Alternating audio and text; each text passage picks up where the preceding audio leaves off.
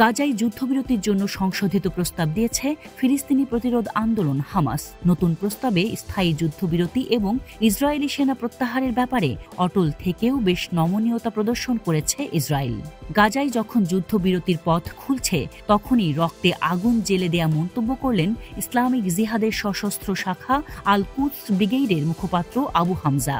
Islamic জিহাদের ফিলিস্তিনি প্রতিরোধ আন্দোলন বলছে যে ইসরায়েলি শাসন নিশ্চিতভাবে ধ্বংসের মুখোমুখি হবে। ইসলামিক জিহাদ প্রতিশ্রুতি দিয়েছে গাজা উপত্যকার প্রতিরোধ গোষ্ঠীগুলো ইসরায়েলের বিরুদ্ধে শেষ পর্যন্ত লড়াই করবে।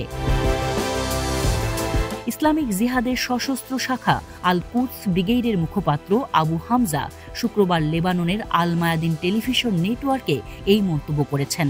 আবু হামজা বলেন, শত্রুদের ভবিষ্যৎ হচ্ছে অনিবার্য পতন এবং এটি হচ্ছে কুরআনের ভাষ্য, যার প্রতি আমরা দৃঢ় বিশ্বাস রাখি।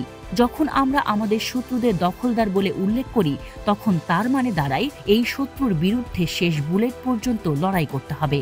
গাজায় যখন ইসরায়েলি সেনাবাহিনীর সাথে হামাস ও ইসলামিক জিহাদ সহ অন্যান্য ফিলিস্তিনের মুক্তিকামী প্রতিরোধ সংগঠনগুলোর লড়াই চলছে তখন ইসরায়েলের পতনের ব্যাপারে এই বক্তব্য দিলেন আবু হামজা। গত 9 মাসে ইহুদিবাদী ইসরায়েলের আগ্রাসনে ৩৮,০০০-এর বেশি ফিলিস্তিনি প্রাণ হারিয়েছেন, যার বেশিরভাগই নারী ও শিশু। হামাসকে নির্মূলের লক্ষ্য নিয়ে ইসরায়েল গাজায় গণহত্যা চালাচ্ছে, কিন্তু ইসরায়েল ডিফেন্স ফোর্সেস কোনো লক্ষ্য অর্জন করতে পারেনি।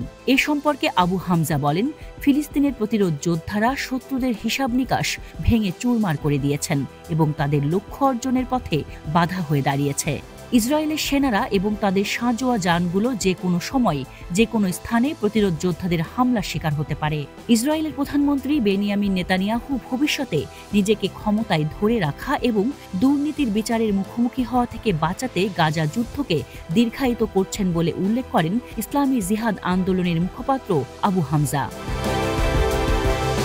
ইসরায়েলি বিশেষজ্ঞরাও দাবি করেছেন নেতানিয়াহু নিজের স্বার্থেই যুদ্ধ চালিয়ে যাচ্ছেন।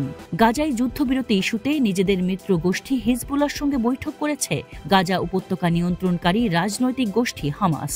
শুক্রবার লেবাননের কোনো এক অজ্ঞাত স্থানে হয়েছে এই বৈঠক। হিজবুল্লাহ শীর্ষ নেতা হাসান নাসরুল্লাহ এবং হামাসের রাজনৈতিক শাখার জ্যেষ্ঠ নেতা খলিল আল হায়া বৈঠকে উপস্থিত ছিলেন।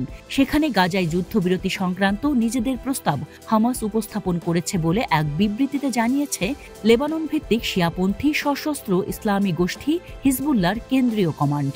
সম্প্রতি মার্কিন সংবাদ মাধ্যম অ্যাসোসিয়েটেড প্রেসকে দেয়া এক সাক্ষাৎকারে হিজবুল্লাহ জ্যেষ্ঠ নেতা ও সাংগঠনিক উপপ্রধান শেখ নাইম কাসেম বলেন, ইসরায়েলি বাহিনী গাজায় সামরিক অভিযান বন্ধ করলে হিজবুল্লাহ ইসরায়েলকে লক্ষ্য করে ক্ষেপণাস্ত্র রকেট ছোড়া বন্ধ করবে।